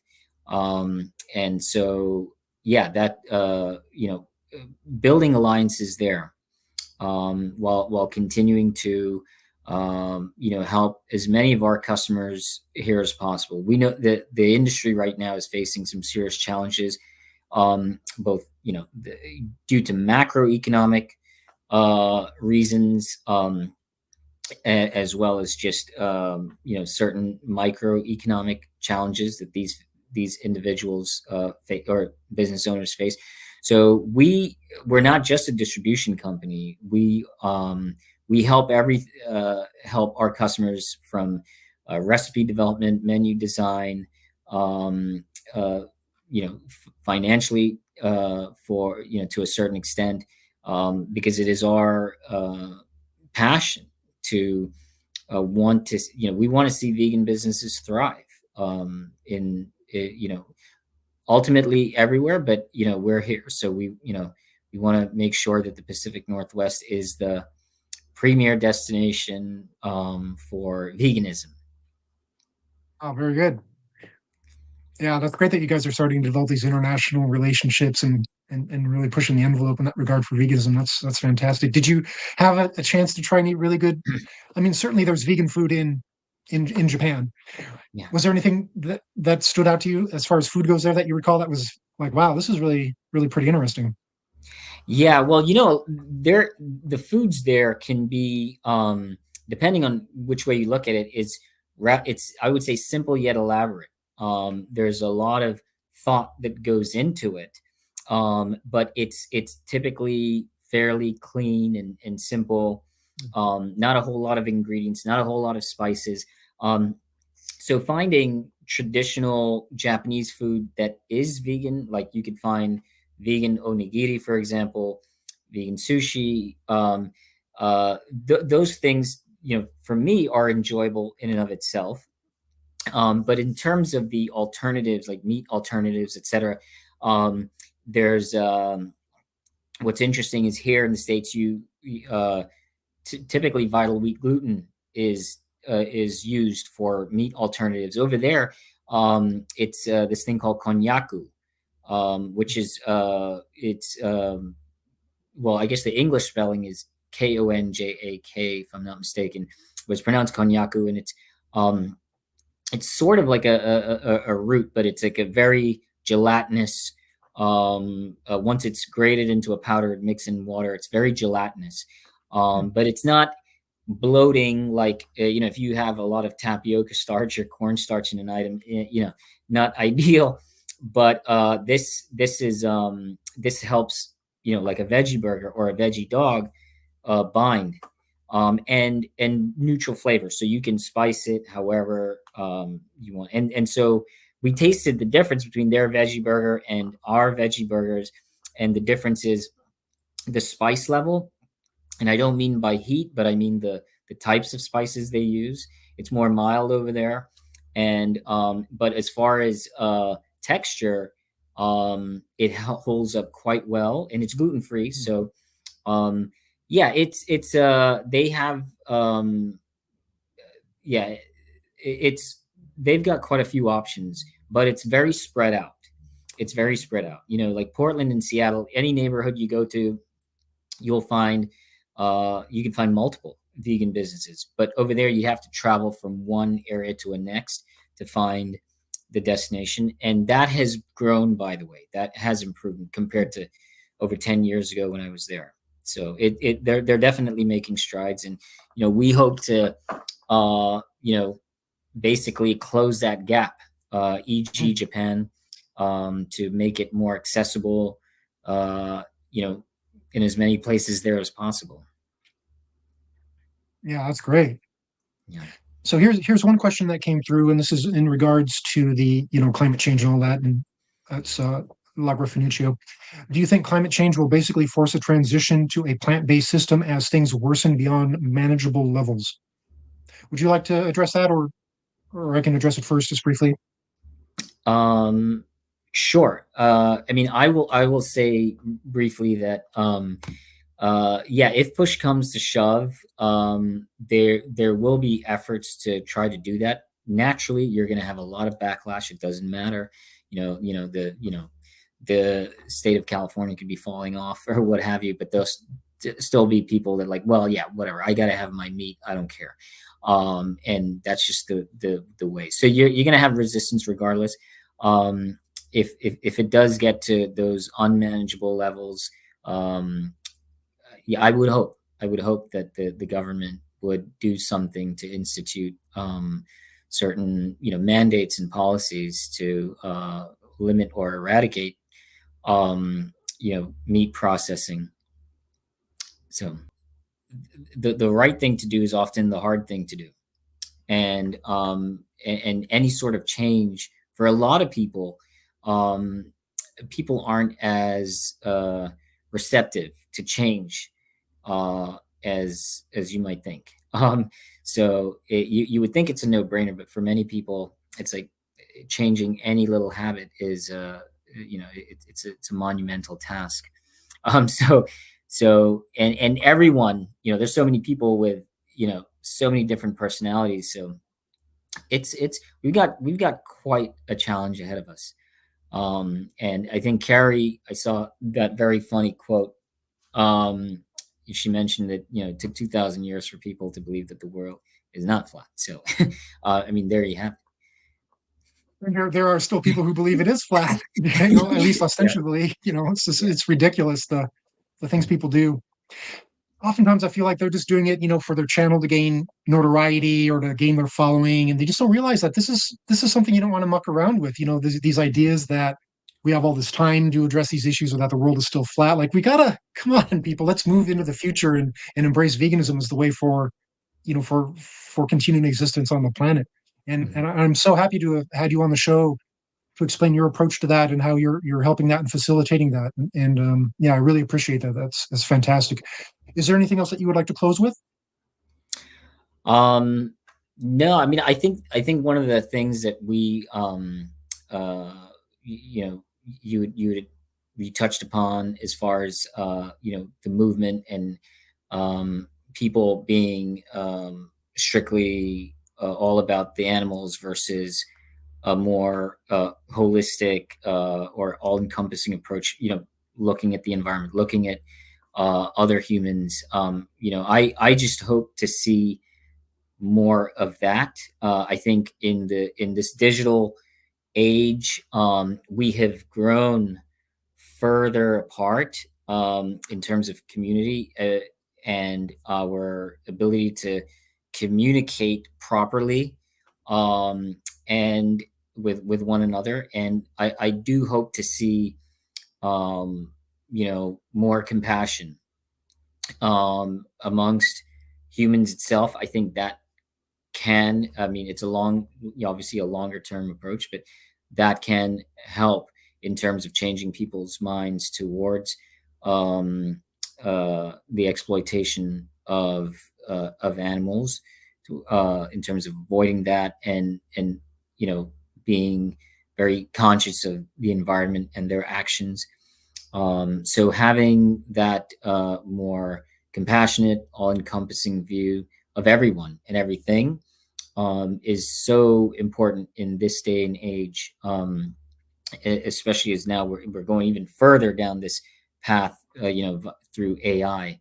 I just That's the one thing that really scares me is the lack of human interaction and compassion. I just hope we can not um, you know give that up. Yeah, yeah.